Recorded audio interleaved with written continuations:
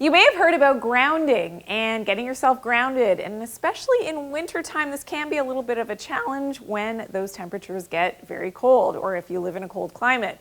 I've got 6 tips now to help you how to get grounded in that colder weather. Okay, number 1 is to wear wool or even cotton socks. So you don't necessarily have to be barefooted to get out on maybe the snow or the cold grass or soil. You can wear some wool or cotton socks. It will still be conductive enough, especially if your feet get a little wet, to pull up those Earth's electrons for your grounding.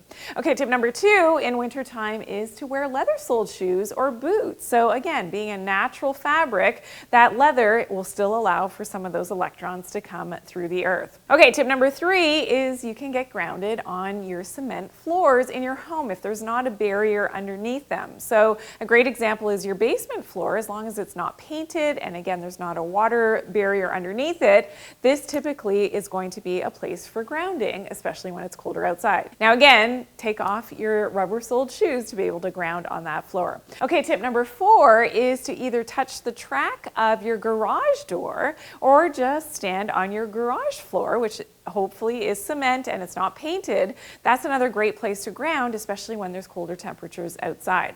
Okay, tip number 5 is to touch your kitchen faucet. Now this will work if you have an older home with metal pipes, and of course those metal pipes are grounded, but another great place to get grounded in wintertime. And tip number 6, and you might love this one, especially if you have a dog, is to pet your dog when he or she is outside and grounded. Now, if you put those little booties on your dog, maybe not the best thing for their health, but also for your health, because that is, again, like shoes, going to compromise the proper absorption of those electrons from the earth. So I don't like to see little dogs that have those little boots on them, but that's just me.